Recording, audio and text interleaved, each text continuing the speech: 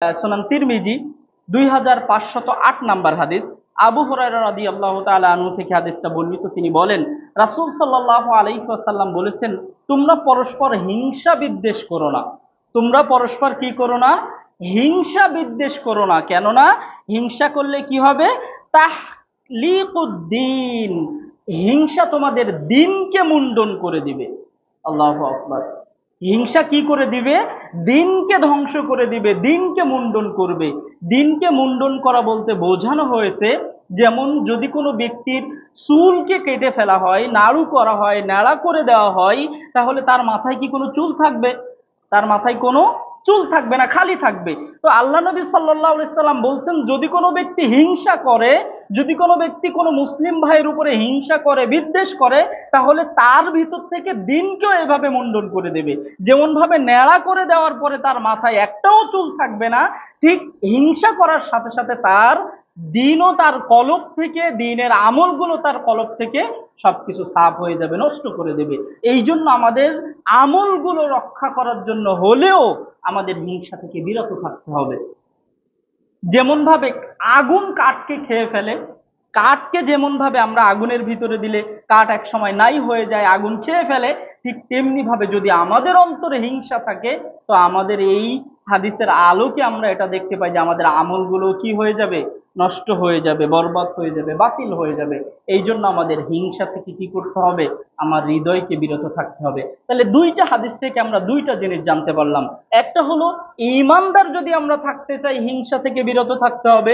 দুই নাম্বার, যদি আমরা আমাদের আমলগুলো টিকাতে চাই, যদি আমরা আল্লাহ সুবহানাহু ওয়া তাআলা যে দিন দিয়েছেন এই দিনের উপরে কায়েম থাকতে চাই, তাহলে আমাদের হিংসা থেকে বিরত থাকতে হবে। তা না হলে চুল যেমন ভাবে মুন্ডন করে দিলে মাথায় কোনো চুল পাওয়া যাবে না, যদি আমরা হিংসা করি, যদি আমাদের কলবের ভিতরে এই রোগ, এই ব্যাধি এসে বাসা বাঁধে, হিংসা নামক ব্যাধি, তাহলে আমাদের দিনও, আমাদের দিনের আমলগুলো সবকিছু কি হয়ে যাবে?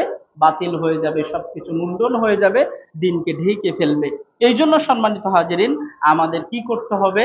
আমাদের হিংসা থেকে বিরত থাকতে হবে।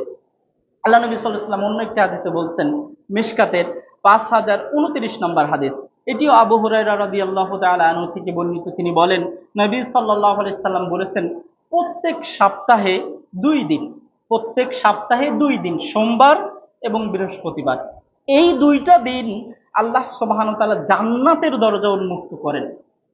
আমরা জানি যে শুধুমাত্র রমজান মাসে জান্নাতের দরজা উন্মুক্ত করা হয় না, প্রত্যেকটা রমজান মাসে তো উন্মুক্ত করাই থাকে। আর সপ্তাহে 2টা দিন, অর্থাৎ সোমবার এবং বৃহস্পতিবার, এই 2টা দিন আল্লাহ সুবহানাহু ওয়া তাআলা কি করেন? জান্নাতের দরজাগুলোকে খুলে রাখেন এবং প্রত্যেক ব্যক্তিকে ক্ষমা করে দেন। সুবহানাল্লাহ।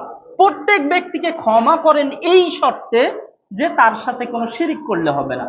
যে ব্যক্তি তার সাথে শিরিক না করা অবস্থায় এই একটা সপ্তাহ অতিবাহিত করবে, বৃহস্পতিবার থেকে সোমবার, আবার সোমবার থেকে বৃহস্পতিবার, এই সময়টুকু অতিবাহিত করবে, আল্লাহ নবী সাল্লাল্লাহু আলাইহি ওয়াসাল্লাম বলছেন তাকে আল্লাহ রাব্বুল আলামিন কি করবেন? ক্ষমা করে দিবেন। তবে ক্ষমা থেকে বঞ্চিত হবে ওই শ্রেণীর মানুষ, ক্ষমা থেকে বঞ্চিত হবে ওই শ্রেণীর মানুষ যারা অন্যের সাথে হিংসা করে, বিদ্বেষ করে, যারা অন্য অন্য মুসলিম ভাইয়ের সাথে কি করে? হিংসা করে, বিদ্বেষ করে। আল্লাহ সুবহানাহু ওয়া তাআলা তাদেরকে ক্ষমা থেকে কি করেন? বঞ্চিত করেন। তাহলে এই হাদিস থেকে আমরা যেটা জানতে পারলাম যে আল্লাহ সুবহানাহু ওয়া তাআলা ক্ষমা করেন কাদের কাদের?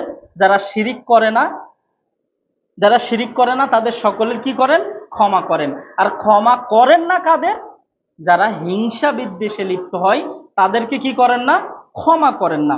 এখান থেকে আমাদের আরো একটি জিনিস বোঝার আছে, যদি কেউ শিরিক থেকে বিরত থাকে, যদি কেউ শিরিক থেকে বিরত থাকে, শিরিকের যে মারাত্মক গোনা কিন্তু আরো হিংসা, যদিও শিরিকের গোনা ক্ষমা হবে না, তারপরেও এই হাদিসের দৃষ্টিতে দেখেন যে হিংসা, শিরিক যদি কোনো ব্যক্তি করে আর না করে, মানে করলো না, তাহলে তো সে ক্ষমা পাবে।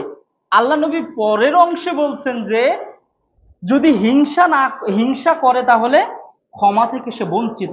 তাহলে শিরিক না করেও যদি হিংসা করে তাহলেও সে কি হবে? আল্লাহর ক্ষমা থেকে বঞ্চিত হয়ে যাবে। আল্লাহর ক্ষমা থেকে বঞ্চিত হয়ে যাবে। এই জন্য সম্মানিত হাজিরিন, যদি আমরা আল্লাহর ক্ষমা পেতে চাই তাহলে আমাদের হিংসা বিদ্বেষ থেকে নিজেদেরকে বিরত রাখতে হবে, হিংসা বিদ্বেষ থেকে নিজেদেরকে মুক্ত রাখতেই হবে, মুক্ত রাখতেই হবে।